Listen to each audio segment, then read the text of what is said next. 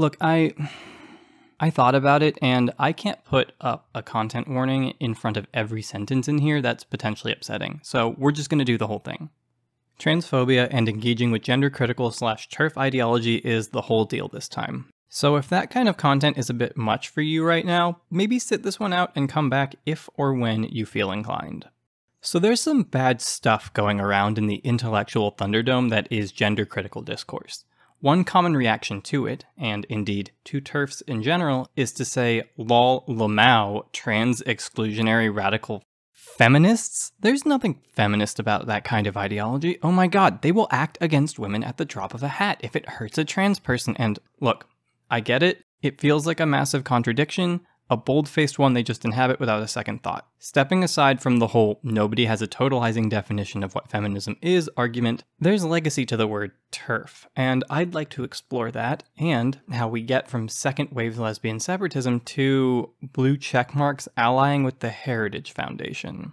I thought about if it was possible to make this video algorithm-friendly, but I say the word lesbian, a lot. And for reasons that suck, that word, among many others, isn't algorithm friendly. Link to a video on that whole thing down below. Suffice to say, I'm not willing to replace the word lesbian with some cutesy innuendo and sound like an unhinged TikToker for an hour. I just don't have it in me to call lesbians linguinis or whatever. Also, it behooves me to explain what this video is and what it is not. If you want to get into the ideological underpinnings typical to right-wing Christian and concerned parent framings of transphobia, those are more thoroughly discussed elsewhere. Kaylin Conrad has a whole series that goes into some of the origins, but more so focuses on the process by which one falls into and sustains the ideology, which is super interesting. This video is about the history of the ideology of the gender-critical movement. And before you say, but Mia Mulder already did a video on the history of transphobia. Yes, she did, and she worked with me on this one. I am not stepping on her toes. I promise the nuanced difference is important. I won't touch on every member of the gender-critical movement because that would take a very long time. Like, I could discuss the sex wars and third wave and Greer and a dozen contemporary figures of the gender-critical and radfem organizations, but rather than do that, I think it's best to just choose a few people to demonstrate the general trajectory of things. Sorry if I miss out on your personal antagonist, and no, there won't be much room to talk about jowling, cowling, rowling. I am discussing the, I'll call it the intellectual wing, the ideological vanguard of gender criticals, the legacy of how some radical feminists began to specify their trans-exclusionary nature. That said, I am in no way attempting to legitimate their ideology, but to track certain ideological roots. I do not intend to draw any extrapolations from this regarding the broader movements of feminism and lesbian thinkers.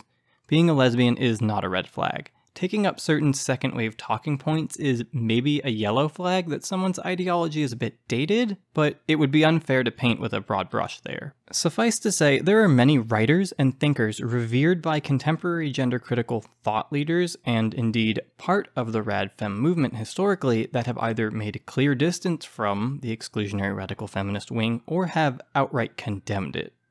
Today I'll be talking about the conflict between the ideological roots of the gender-critical movement, which does indeed have an ideology, and the possibly obvious rival that is queer theory. There are, of course, reasons why that antagonism is inherited by queer individuals, or really, I should say, why the gender criticals continue to target queerness and transness with the trappings of attacking an ideology. See also their use of the phrase transgenderism and what ism implies. But before we can get to that conflict, we need to talk about feminist scholar Monique Wittig, women's liberation, and a very specific homosexual agenda. To front-load things, Wittig is not bad. I feel bad for dragging her into this, but we are here to discuss ideological roots. Just be mindful that for where all of this goes, Wittig is not the point at which things are doom-driven. She is, I would argue, a juncture. Monique Wittig was a French lesbian feminist writer in the... There we go. Lesbian feminist in the political/ideological sense. Like, not just a feminist who happens to be a lesbian. Wittig wrote her most pivotal work in the 70s and 80s, both in the form of fiction that captured people's imaginations and in theory that caught the attention of philosophers and pulled from the legacy of other second-wave feminists like Beauvoir, who you may have heard of. To be brief here, Beauvoir wrote The Second Sex, a book considered pivotal to the development of second-wave feminism as a whole. Within the book is a particular line that has stood out to most anyone who reads it. One is not born, but rather becomes a woman. The work by Wittig that we'll be looking at today is inspired by and titled after that very line. I didn't make this graphic. This is probably the coolest cover of a PDF I've ever seen. Let's look at that quote right there. It is our material task, and only ours, to define what we call oppression in materialist terms, to make it evident that women are a class, which is to say that the category woman, as well as the category man, are political and economic categories, not eternal ones. Our fight aims to suppress men as a class, not through a genocidal, but a political struggle.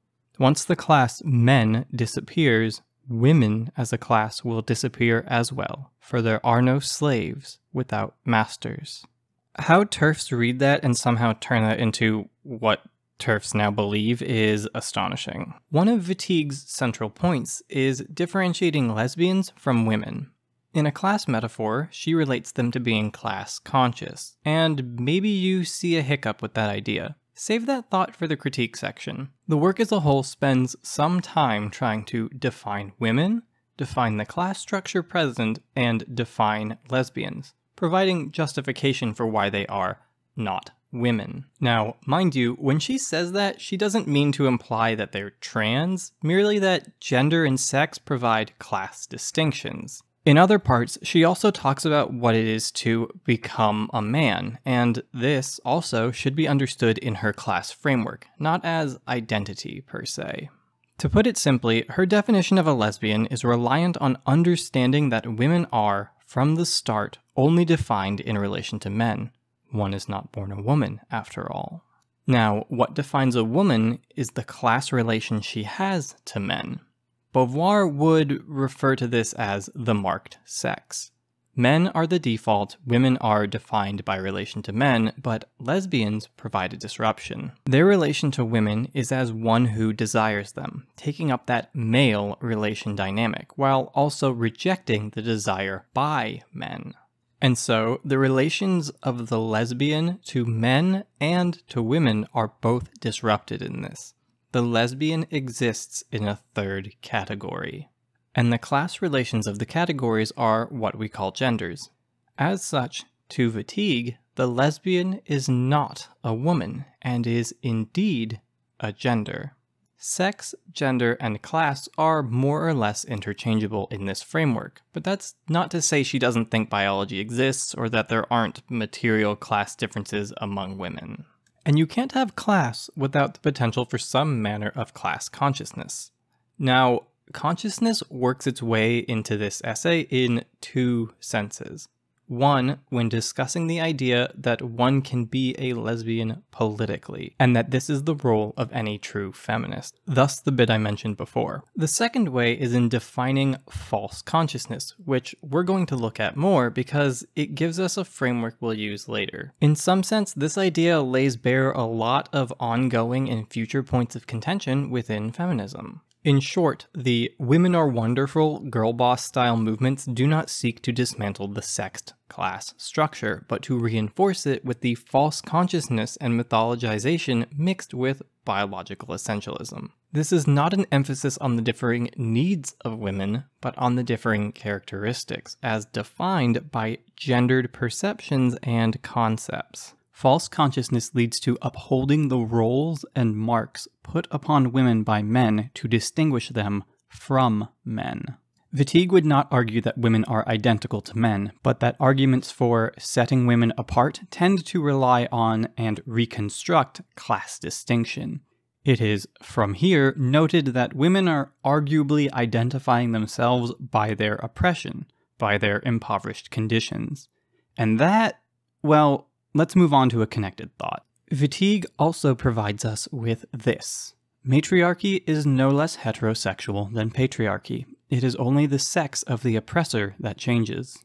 Though a bit mundane and a given today, the idea was novel in its time and a strong response to both people accusing the movement of reverse sexism and trying to push people away from flip the script patriarchy idealizing. Make special note of the idea of an oppressor sex because once we get to actual gender critical territory, oppressor sex will be a noteworthy term. When Wittig says lesbians are not women, it must be taken in the way she meant it, seeing the sexes as class distinctions and lesbians as, by their own distinction, outside the women class. And that's the moment of juncture. From here on, lesbian is a political identification. Which is not to say that queer people, as with non-white people, are erstwhile not politicized or were not until this moment, but that an intended politic coalesced in this moment. Lesbian feminist went from lowercase to uppercase. Some people took this as a point of ideological purism from which there could be no intersectionality, that women must fight for the good of women and can only do so without men. Wittig herself leans in that direction, but as we'll see, this is partially due to a lack of consideration for the future values and variables that are other queer identities. Wittig is writing in the presumption that cis men, women, gays, and lesbians are more or less the whole conversation. Now yes, queer people existed in 1980, as did trans people, and they were part of the discussion, but in terms of being a weighty political faction, gay organizations were far more present, and lesbian organizations were more emergent.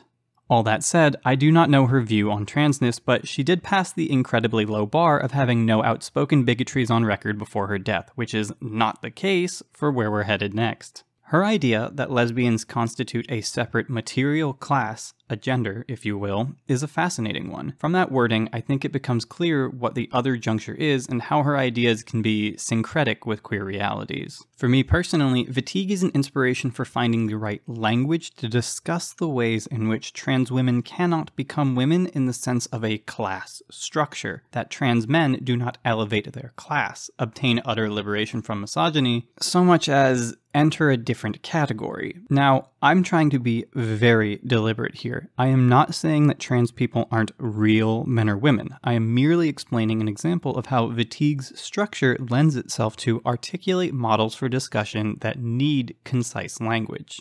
That said, those discussions are rightfully put on the back burner because of how easy it is for all manner of phobes to brush away the nuance and say, look, X person said trans men can't ever be men, haha, they admitted it, haha.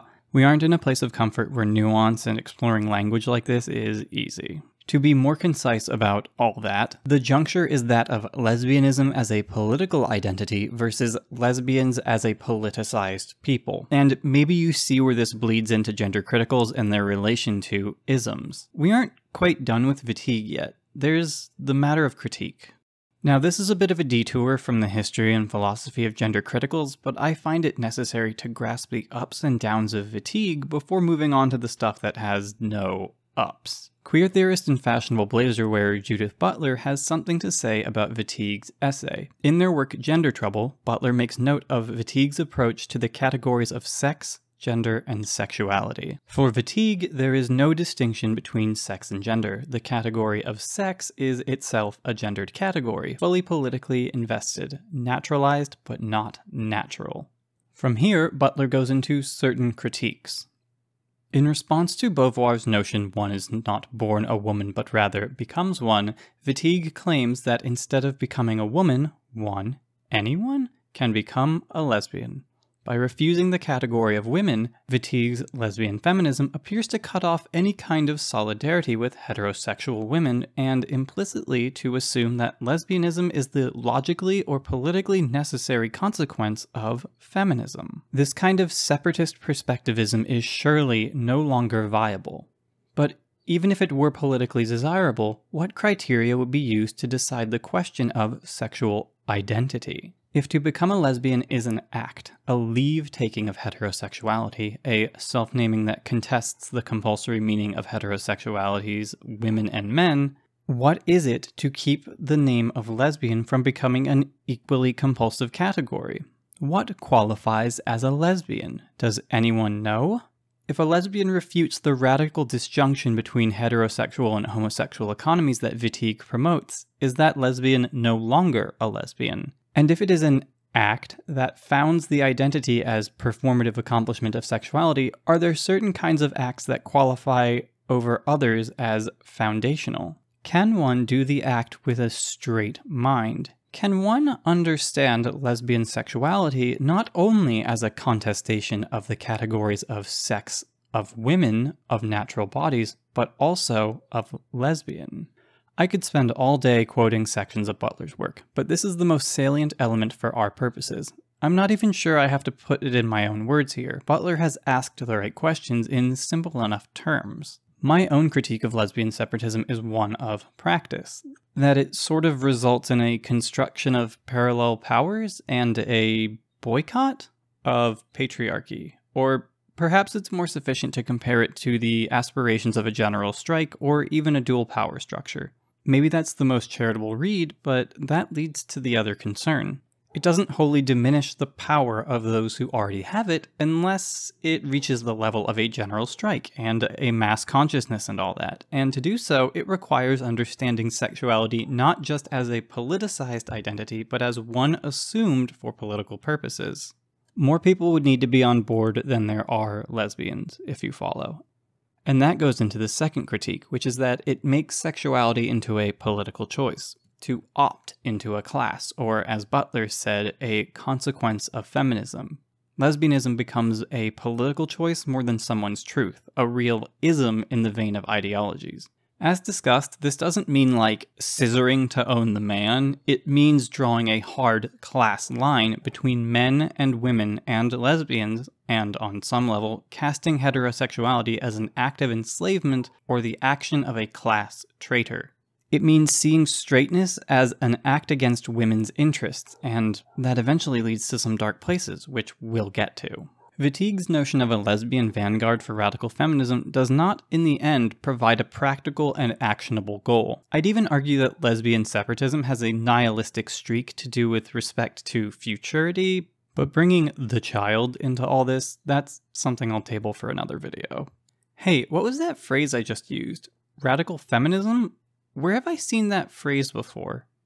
Does lesbian separatism, i.e. political lesbianism, put the RF in TERF? Maybe, certainly in part. So who put the TE in TERF?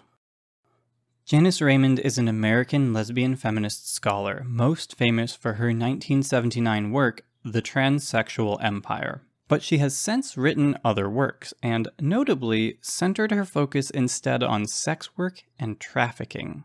I bring this up because it is the inverse of the trend among other lesbian feminist scholars, and the popular perception of TERFs, who have tended to lose sight of women's causes in favor of emphasizing the trans debate. With respect to her work, we'll largely be focusing on the transsexual empire and a few outside bits written to accompany or explain it, like her website. By virtue of the timing of publication, Wittig and Raymond are not in dialogue with one another. Transsexual Empire predates Wittig's essay by about a year, but Wittig does a good job introducing political lesbianism, and that's important to grasp before getting to what is essentially the Bible of trans exclusion. It is, in no uncertain terms, the source of many gender-critical talking points that are passed around to this day.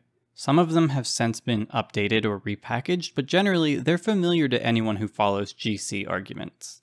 I won't be digging too deep here because, well, speaking frankly, digging deep with this book means scratching one's nails against stone. Like any normal reading of a book, let's begin with the appendix. Yeah, okay, admittedly that's weird, but as a small tip for doing readings of large texts, especially in history, it can be really helpful to read sections based on relevance, and the appendix, rather temptingly, is subtitled Suggestions for Change. Of course, to understand the suggestions, one needs a general knowledge of what she's talking about, and I had that going into this thanks to Mia's video. If you want a better picture of the tone and words of the book in general, it's in there. The Appendix of Transsexual Empire attempts to provide a practical answer to the question, okay, so what do we do about all this? And as such, is rather instructive for our purposes. Interesting to note here is that Raymond does not advocate for legal intervention against surgery, and indeed wishes to put aside that discussion. The prevention of transsexual surgery and the social conditions that generate it are not achieved by legislation forbidding surgery. Rather, it is more important to regulate, by legal measure, the sexist social conditions that generate transsexual surgery, and also legally to limit the medical institutional complex that translates these sexist conditions into the realm of transsexualism. Beyond that, we get to a familiar talking point, the targeting of gender clinics. It must be clarified that, to the exclusionary lesbian feminist, real trans people do not exist. It follows then that transsexualism is, to those like Raymond, an attempt to fix a problem the wrong way. And so things like clinics are actually sexist because they seek to destroy women or enable oppressors. Okay, let's give an example. In the view of Raymond, there is no such thing as a trans man. There is merely a woman who is confused. When the trans man, who, again, to Raymond is merely a confused butch lesbian, goes to a clinic, the clinic will tell her that she's a man and affirm in the wrong direction. Note here the concept of critical awareness or consciousness, as that will come back, and indeed is likely borrowed from the materialist approach of Wittig, class consciousness, etc. Let's step outside of the book for a second and into some of her follow-up material. On her website, there's a whole fact in fiction section dedicated to debunking claims that Raymond is transphobic. In it, in the section specifically dedicated to the transphobia claim, she responds to the question, "Are you a transphobe?" with claims that people refuse to engage her book in its ideas, and that she's being maligned, and that people don't like her, which, fair enough, and fair enough. And then a diatribe about how the transgender community is also at odds with itself, and her presumptions that the community will fragment because of non-binary people, and tension partially generational over gender affirming versus gender non-conforming.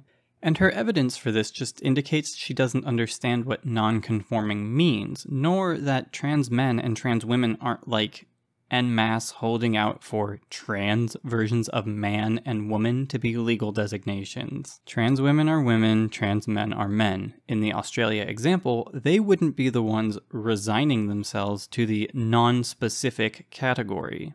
The point with Raymond is that all of this, all these talking points, all the specific concerns, they've been with the gender criticals since 1979, and they've barely been iterated upon. If you keep up with their contemporary arguments, you already know the playbook. Another element noted in her 1994 reissue introduction is the apparent tension over the idea that transness doesn't deconstruct gender, it reinforces it, which I would argue is true more of many radical feminist adherents, but here's what Raymond says. The ideal of transgender is provocative. On a personal level, it allows for a continuum of gendered expression. On a political level, it never moves off this continuum to an existence in which gender is truly transcended. Its supposedly iconoclastic rebellion against traditional gender confinement is more style than substance. What good is a gender outlaw who is still abiding by the law of gender? And I get what she's going for there, but she's having the discussion in bad faith. There's a lack of, or indeed a refusal to understand that it's possible to inhabit traits that a given society has organized into a gendered category without reinforcing that categorization. Speaking candidly, I used to think in terms similar to this, particularly around trans expression of what one might call archetypes. I found certain trans expression to be politically inconvenient in the face of the larger issue of deconstructing gender norms, what Raymond refers to as confinement here. Of course, I wasn't going around telling people they were doing gender wrong or whatever, because I'm only somewhat self-righteous and not a transphobe. Speaking plainly, she means that trans women, in inhabiting femininity, are reinforcing the existence of the feminine as a category. To bring back Beauvoir, that the trans women confirm the typified marks of the second sex. Or put another way still, the way that transphobe feminists would argue, that the traditional trans woman is a collection of feminine signifiers, a stereotype of real women. Here is the emergence of a theme within gender-critical history, raising interesting questions, supplying terrible conclusions. There is, in fact, a whole discussion one could have about what it means to signify gender, what expression means, and even the intersection of that with commodities and material goods, but TERFs aren't trying to have that discussion when they raise these points. Ultimately, from her work, there is a sense of warped compassion. Remembering her worldview, trans people are simply unwell or have been duped by the medical-industrial complex. Largely, the angle is one of helping people become conscious to their own plight, that they are not women, that they are not men. From this, it's pretty clear why TERFs are outraged by the accusations of bigotry and transphobia. They're just trying to help. Perhaps less so for the broader gender-critical umbrella, though. Which is absolutely not to say that she's doing anything good, or indeed that her work ought to be excused of the dangerous precedent and roadmap it creates, one which leads us right to the modern-day movement. I present none of this to try and rehabilitate the TERF ideology or members, and indeed, motivations change and are always varied within groups, but she forms a core. Here's a segment where Raymond more explicitly uses the term consciousness. What I advocate, instead of a counseling that issues in a medicalization of the transsexual's suffering, is a counseling based on consciousness raising. In the early stages of the current feminist movement, consciousness raising groups were very common. These groups were composed of women who talked together about their problems and directions as women in a patriarchal society. The language mirrors that of class consciousness, and implicit in that is that one could educate a trans person away from being trans, that they are misguided. Given where this goes later, such a mercy only truly extends to trans men, because Raymond sees them as women, and thus worth saving or salvaging. Having let her words stand on their own for a bit, let's talk about some contextual history and responses to the book. Raymond claims the book is not centered on disdain for trans people, but on an indictment of the medical industry for preying on vulnerable people. And it is true that particular focus is given to the medical industry's role in all of this. The work seeks to condemn the medical industry in particular. And also trans women who steal spaces from cis women. To put it in the book's own terms, masculine behavior is notably obtrusive. It is significant that transsexually constructed lesbian feminists have inserted themselves into the positions of importance and/or performance in the feminist community. Of note here is the fact that she's not upset at just any old trans woman, but at what she identifies as lesbian feminists and part of a movement. She's afraid that the woman's movement is being hijacked by men who are only doing this because they seek power in all things. And there's a lot to unpack there. In fact, the section I cited is followed up with the anecdotal story of a trans woman in a position of power who felt so slandered and derided by Raymond that she, Sandy Stone, wrote the foundational text of transgender studies, The Empire Strikes Back, a post-transsexual manifesto, and went on to get a PhD. As someone who has made most of their life decisions because of spite, I am in awe.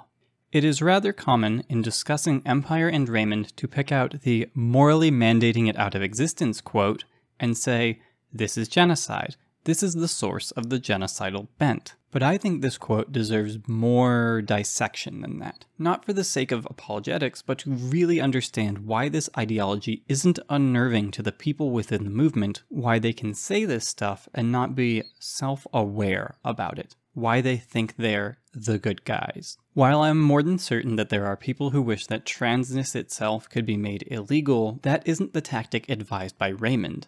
The next sentence after the famous quote is, I believe that the elimination of transsexualism is not best achieved by legislation prohibiting transsexual treatment and surgery, but rather by legislation that limits it, and by other legislation that lessens the support given to sex role stereotyping, which generated the problem to begin with.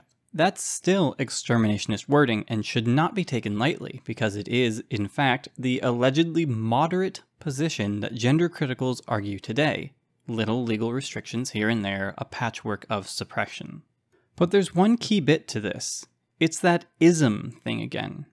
In conjunction, the idea that transness is not a person's truth, but an ideology they hold, mixed with the distanced, make it legally impossible, not illegal approach, the gender criticals maintain an air of deniability, both internally among and within themselves, and externally in their public face. They're not fighting against people, they're fighting against a corrupting ideology.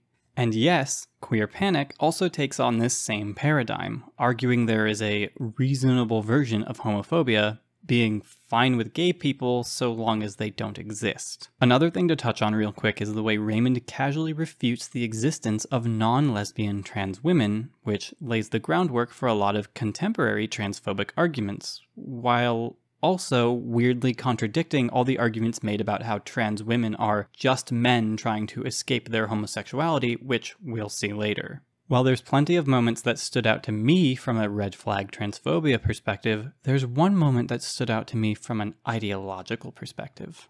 The question of deception must also be raised in the context of how transsexuals who claim to be lesbian feminists obtained surgery in the first place. Since all transsexuals have to pass as feminine in order to qualify for surgery, so-called lesbian feminist transsexuals either had to lie to the therapists and doctors, or they had a conversion experience after surgery.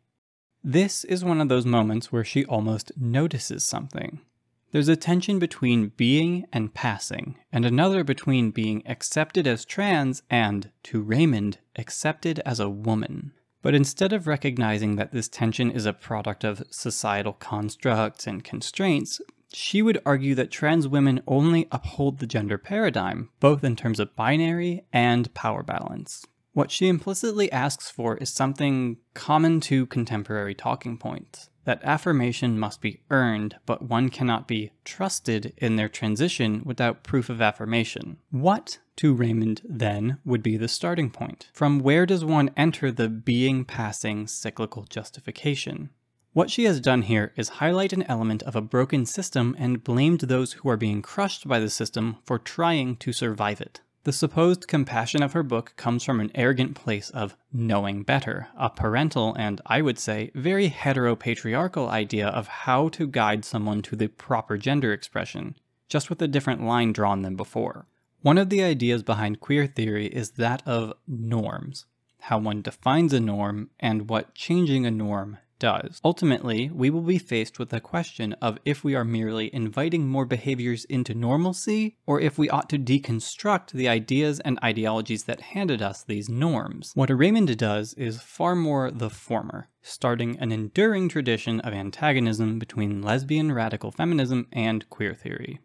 Sheila Jeffries is another lesbian feminist academic. Though where Raymond deviated her interest to sex work and trafficking, Jeffries has developed and sustained an academic antagonistic relationship with queer theory. Aside from that, some of her interests include discussions of beauty standards as male dominance manifesting, sadomasochism as male dominance manifesting, and transness as male dominance manifesting. Each of these will return in some capacity because they are, to Jeffries, inseparable. In Unpacking Queer Politics, Sheila Jeffries claims that queer space, because of the gay male dominance of its politics, emulates and thus reinforces the oppressiveness of heterosexual culture. Her focus is on the origin of the deviation from the aligned gay and lesbian agenda of the 1970s, which saw a shift from sexism and thus gender and gender roles as their mutual opponent, to the political focus on acceptance of the gay as natural within the realm of gender roles, which, to her, further empowers gender roles. The inclusivity of the queer umbrella and the acceptance of trans people ultimately caused a weakening of the lesbian agenda. Queer seeks to lump in lesbians, and in doing so, imposes a microcosm of patriarchy where the agenda of queer is ultimately shifted towards enforcing the power, positions, and privilege of its primary theorists, who happen to be white males. However, these theories were written in 2003 about the 70s onward, so discussing the past 30 years almost 20 years ago, and have carried with them a certain practice. I would argue that it isn't controversial to say that queer theory, queer politics, and queer lives are fairly distinct spheres, and that arguing there is a leader cast of theorists twisting the politics in order to benefit themselves rather than the people is misguided. Philosophy touches all of our lives, but we don't go around defining our daily interactions using Kantian ethics. Likewise, activists don't exist to just expand the rights of the ruling class. Put another way, queer theory doesn't map onto reality so neatly, but it isn't meant to.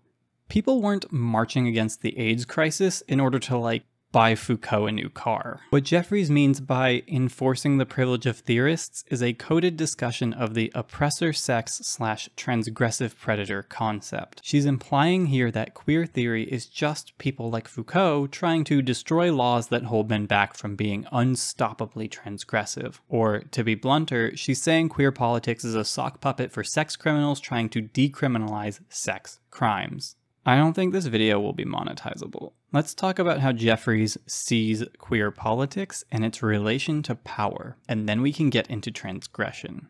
There's a position within lesbian feminism that holds on to some of the material feminist roots of fatigue. Jeffries herself aligns with that group. The second chapter of the book starts with a condemnation of neoliberalism and the general complacency of the 1980s. This she extends to the broader queer movement. They, the queer/LGBT group, are, again, pushing for a normativization, according to Jeffries. Going further, we see remarks towards the queer participation in capital and commodity markets, where practices that gay liberationists had analyzed as resulting from oppression were commodified by business interests, as in bathhouses and transsexual surgery. They were celebrated in the new queer politics instead of criticized. Okay, and here we are, repeating the idea of trans surgery as nominally a commodity. And there is one hell of a conversation to be had about class and doing transness, but that is not today, nor am I sure I'm equipped to facilitate that discussion. More immediately relevant is how this ties back to Raymond and the medical industry angle, this argument that trans people are, in some sense, being exploited financially, which reads as diagnosing a problem but offering an insufficient solution. There is one thing Jeffries is kind of right about, and it may just be something that draws lesbians towards the TERF mindset. All the principles of lesbian feminism came under attack in the 1980s and 1990s. Separate lesbian organizing, culture, and existence were attacked as some lesbians in the 1990s developed a newly close relationship with gay men in queer politics. Woman-loving was regarded with suspicion as masculinity became the highest value in a mixed queer culture. She notes that the trend of coalescing queer organizations, a mixed queer culture as she puts it, reconstructs gender hierarchy in its interests. Male interests are prioritized, handled first. Gay men have the most to gain from the coalition and only nominally uplift women when it's an everybody wins type situation. Again, interesting thing to question, but the conclusion leaves something to be desired. From there, Jeffries essentially extends Raymond's condemnation of trans identities for their reconstruction of gender to the entirety of the queer, in that queer has reintroduced the gender inversion understanding of homosexuality. She's saying that by associating with the dastardly transes, queer has regressed the L's and the G's back to a trapped in the wrong body understanding of what it is to be a gay man or lesbian woman, which is awfully similar to the way Raymond worried about sex role stereotyping. Lesbians are absorbed into the queer movement and subsequently declawed because the movement as a whole is, again, participant in neoliberal power structures and patriarchy, according to Jeffries, which leads her to lines like this. The lesbians who fled radical lesbian feminist analysis of sexuality entered into a queer politics which was founded upon a traditional masculine notion of sexual freedom. This traditional view is represented historically by those gentlemen such as the Marquis de Sade, whose power and privilege included the right to access women and children at will, both inside and outside marriage. Not all lesbians are worthy, are politically pure, because remember, being a lesbian who is political and being a political lesbian, or being a lesbian politically, are very different. This ability to choose purity leads to the possibility that a lesbian can be wrong in how they are a lesbian. much the same to the whole of non-cis hetero peoples and movements. That's where it goes. And Jeffries imagines, at the helm of this queer hydra, the Marquis de Sade, or those who he symbolizes, elite men, sadomasochists, transgressors. Critical to Jeffries and her dissection of queer and trans politics is understanding what she means when she uses the term transgression, which Jeffries credits to Butler by way of Foucault. I'll try not to get too deep into explaining queer theory and post-structuralism in order to describe Jeffries' idea here, but the occasional dip into it all might be inevitable. For a quick glance into her perspective on the relation between queer politics and lesbian feminism, there's this. Pause to read it if you like. It's an interesting mix of funny, self-aware, blind, and ultimately ignorant of what performance means within queer theory and post-structuralism. From that, we enter into transgression. Within queer theory, the idea of revolutionary activism that might challenge the material power differences between the sexes, of which gender is simply the expression, has been replaced by the idea derived from Judith Butler's work that transgression on the level of dress and performance is revolutionary and will bring down the gender system. Transgression is a comfortable kind of nightclubbing activism. It consists of carrying out sexual practices seen to be outlawed under conventional mores, does not require changing laws, going on demonstrations, or writing letters. It can be achieved by doing something that gay men and lesbians may always have enjoyed, whilst relabeling it politically transformative in and of itself. Thus, nightclubbing, if in rubber or gender-inappropriate clothing, can come to be seen as political action. In essence, her critique is that transgression is just slacktivism, and perhaps there's something to be explored in that idea, though I think it's a bit reductive when we live in a world where being queer is politicized, where one, in simply being, in inhabiting queerness, is turned into the subject of politics. As an aside, I do find it striking for her to start this section with a condemnation of the collaboration between queer politics and neoliberal power structures, and that her suggestion of what real politicking is begins and ends with letter-writing campaigns and civil engagement? Yeah, sorry, the radical heart of gay movements was torn out by the queers, but also, here's my suggestion, email your local representative. I can't think of anything more trite than saying that existing beyond norms doesn't do enough to deconstruct norms when one could instead be writing stern letters. Which is to say nothing of the fact that, citation needed, yeah? What kind of presupposition is this that the queers don't also engage with politics beyond existing? I get what she's saying about the nominal passivity of existing and all, but to follow it up with anything short of a call to active civil disobedience is comical. And that's not even strictly my suggestion, but to act like lesbian feminism and its parallel power structure is dreaming big, shame queer movements for perceived lack of initiative, and offer up nothing more than an, alas, too many people are doing gender wrong according to my politics, coupled with wistful reminiscing about the radical 70s is absurd. To sum up, what she's saying is that being out of the closet and present is not enough. But one ought to question her aims in saying this. The answer is to construct the second angle of attack. Transgression has a long history amongst upper-class males. Perhaps you can sense where this is going. It is not a strategy available to the housewife, the prostituted woman, or the abused child. They are the objects of transgression, rather than its subjects. These ideas have led to the notion that there should be recognition of the existence of many genders. The many genders might include, in this understanding, a butch lesbian or a femme lesbian, a drag queen or a masculine gay SM top, as well as the feminine heterosexual woman or masculine heterosexual man, plus other combinations. This approach to gender detaches it from its material base in the oppression of women. The problem becomes simply one of the scarcity of gender opportunities. For like the fifth time, and not the last, good questions, bad answers. The problem with this diagnosis of the situation is that it uses the TERF lens where trans people are not real as means to argue that the oppression of queer people is distracting from the oppression of women. Wait, here's a question that's popular lately for unfortunate reasons. What is a woman? How does Jeffries actually define a woman? What is gender to her? The lesbian feminist position is clarified to be one of abolishing gender. I am no fan of the word gender, and would prefer to abolish it in favor of expressions which refer directly to the political foundation of male domination. Thus, I prefer to describe masculinity as male-dominant behavior, and femininity as female subordinate behavior. No multiplicity of genders can emerge from this perspective. To clarify, this isn't abolishing gender, really. It's changing what the two options are, and, per the last line, keeping the options to two.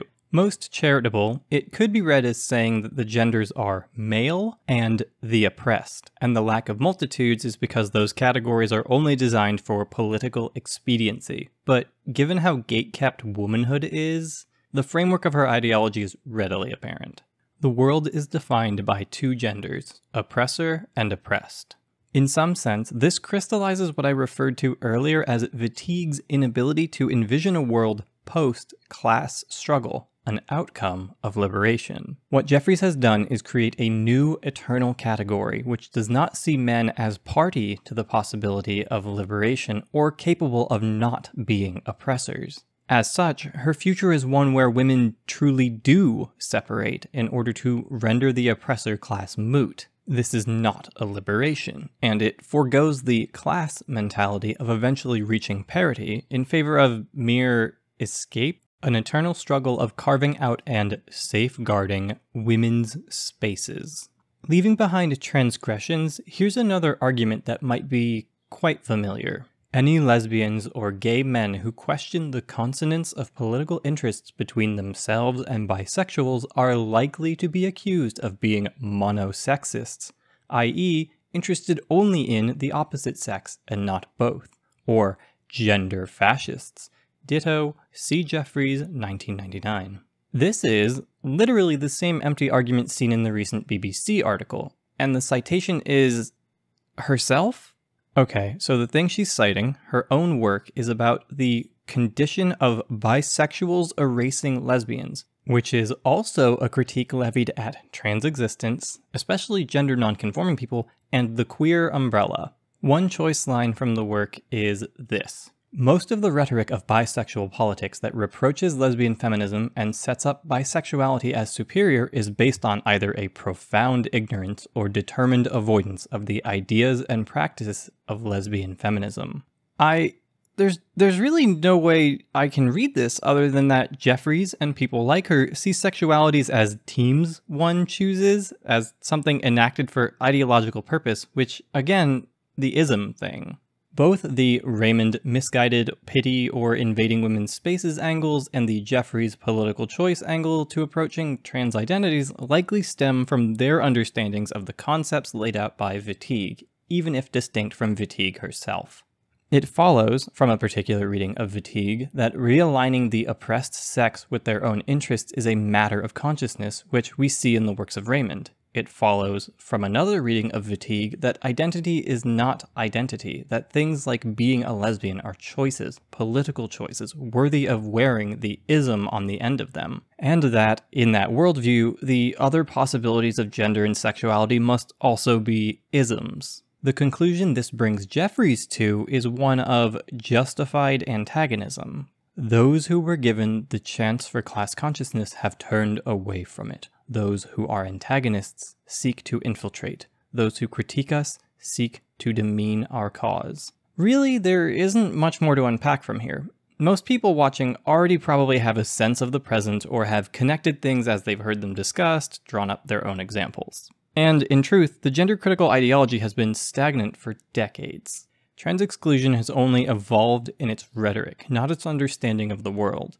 How else would we get to that Truth and Fiction page by Raymond where a noted gender scholar presumes some kind of trans schism is on the horizon because of an Australian court decision that basically allowed there to be an other option on forms? Jeffries herself offers little more than iterations or targets for rage, be it bisexuals or trans people, whoever she sees as destroying women or diluting their cause. The few things of interest she has to say regarding the presence of neoliberalism within queer spaces or the potential reproduction of patriarchy in queer spaces via the domination by gay men, those thoughts are lost to time with respect to the gender critical movement.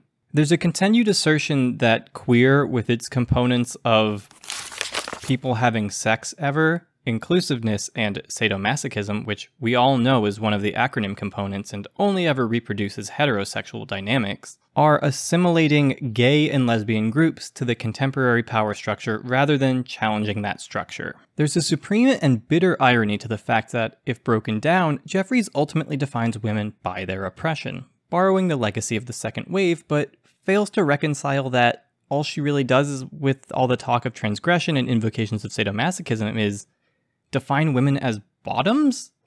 I mean, that's where this goes, right? If you define sadomasochism as inflicting heterosexuality onto sex and see that as oppression, and you define women as the oppressed sex first and foremost, then you're just pigeonholing women as subs/bottoms and vice versa. You're making assigned bottom at birth a real thing. Stop. Stop that.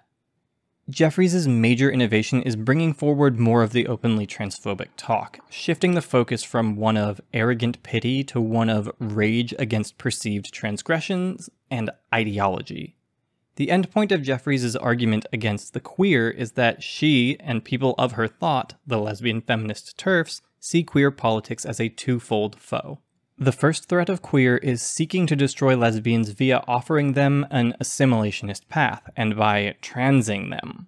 And the other threat of queer, as they see it, is plainly stated as encouraging transgression, but understood to mean encouraging oppressors, which includes trans women in their alleged primary instinctual function, harming women. Time is a flat circle.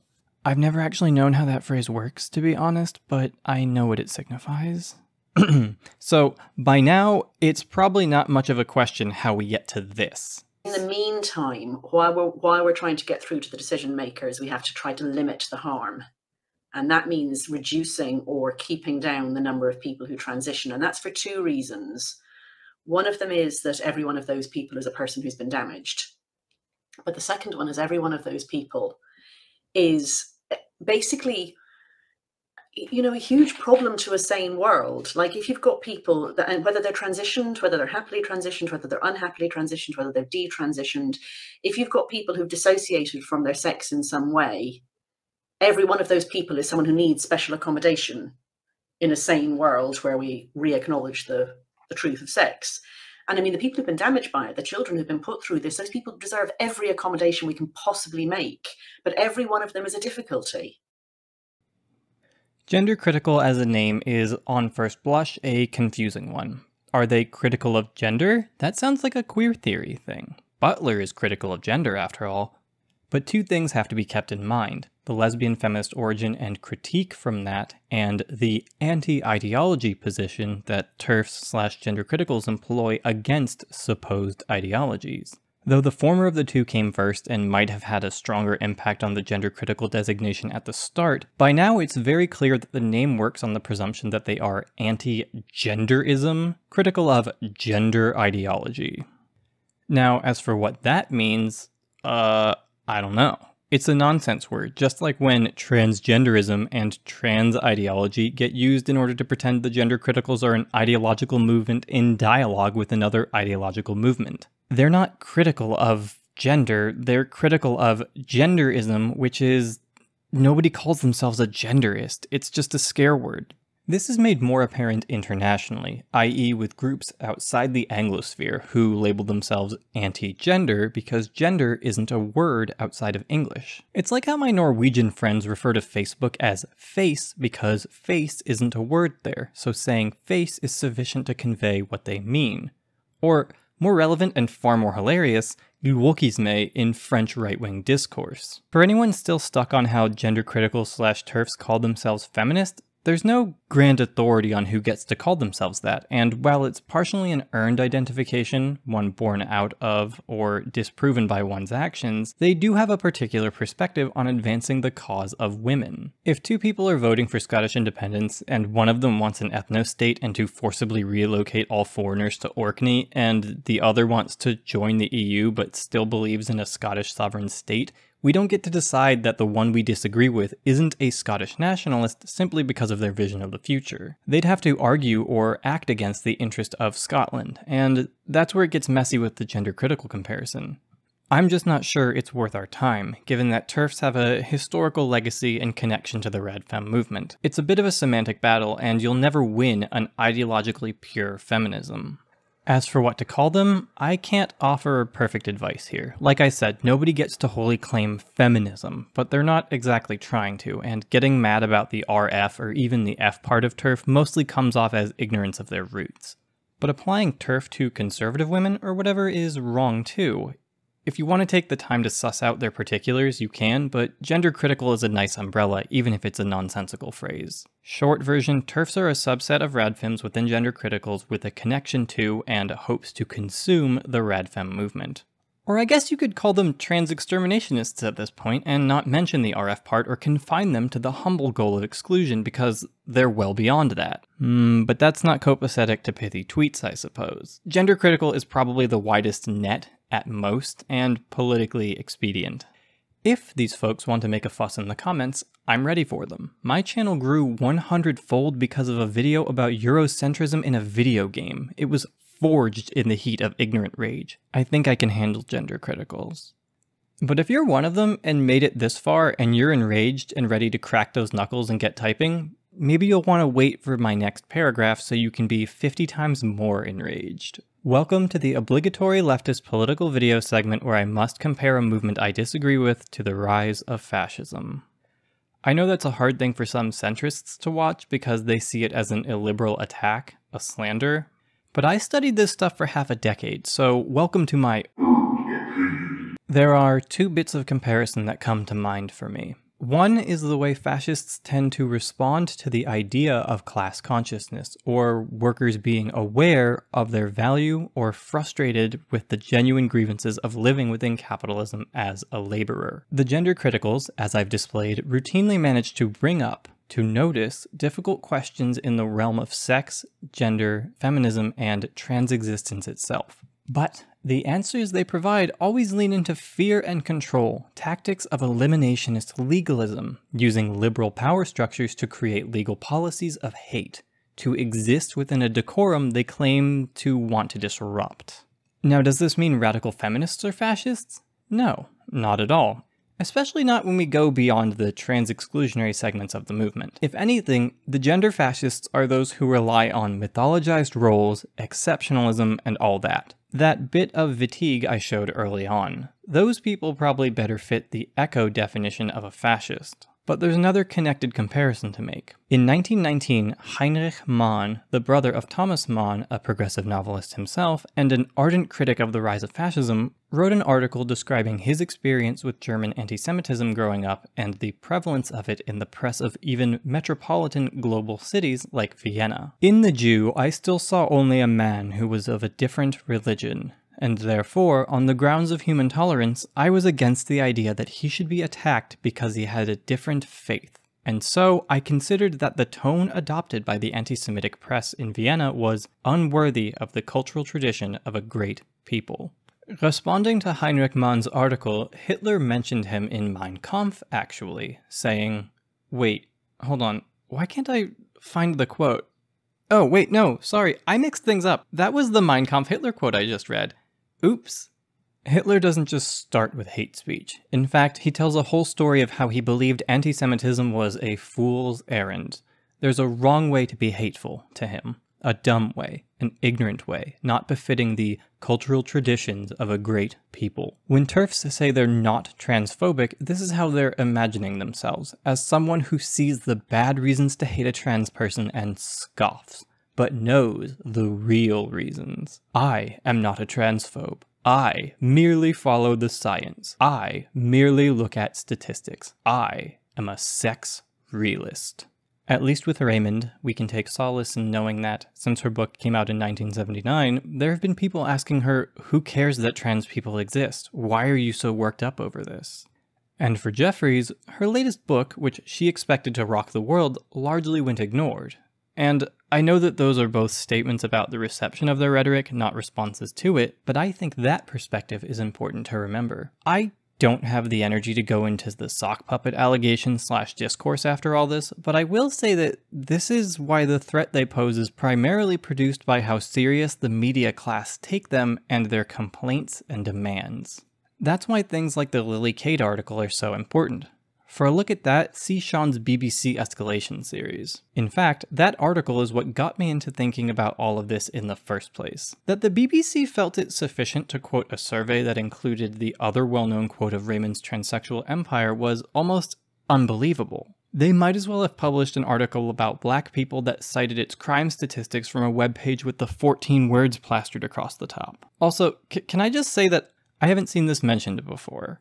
There's an acknowledgement section to this supposed credible survey, and ignoring how unprofessional that idea alone is, it ends with, "For all the women who have spoken up and organized this last few years for women and lesbians' rights, leafleting with you was an honor. All the speakers, activists, Twitter warriors, you rock. And to you and you and you who will join the fight soon, heart emoticon, let's rise together."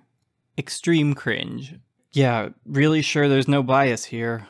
Also, I just can't get over the heart emoticon and the unironic praise of Twitter warriors. Love to all my sock puppet harassment gals, haha. Are you kidding me? So why did I focus all this energy on explaining the lesbian feminist origin of TERFs? Why them when the broader gender critical umbrella includes so many other people? Ironic though it may be, the origins of this ideology started with political lesbians who have been, in large part, drowned out by their own movement.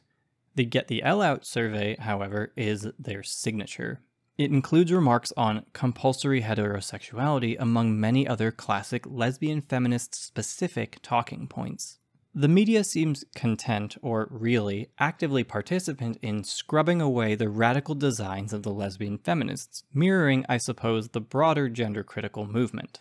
I don't want people to forget that element of things, not because I want to, drag down lesbians, but because most other players in their group are well understood. Religious fascists, regular fascists, concerned parents, ordinary queerphobes. We know the allies within the gender-critical umbrella already. They're out in the world, in positions of power in politics and the media, but it's important to note the ideological core and its legacy, both to understand the evil they wish to inflict, and to understand the turning points, and that lesbian feminism is done a disservice by these people.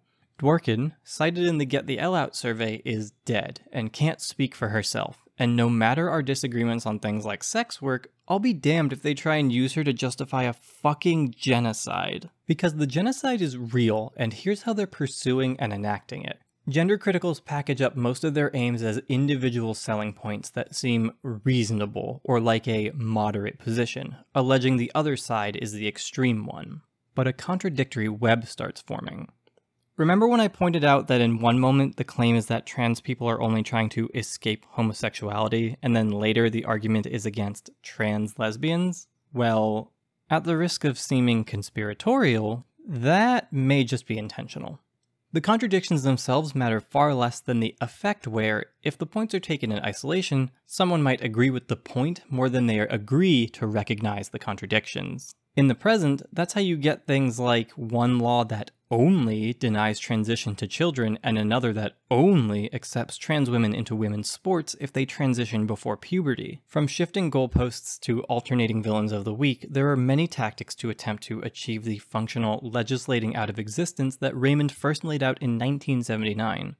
The only real change since then is the dangerous alliance that the former exclusionary lesbian feminist faction has made with those both within and beyond the establishment they once promised to destroy. If certain lesbian separatists who once saw men as an innate predator class are willing to bend their cause to shake hands with the Heritage Foundation, you can bet that contradictions are low on their concern list. And I'm sure there are lesbian feminists who feel betrayed by the movement and its inclusion of hetero women, and some others who feel there's some imagined ally barrier and the movement retains its gold star ideology.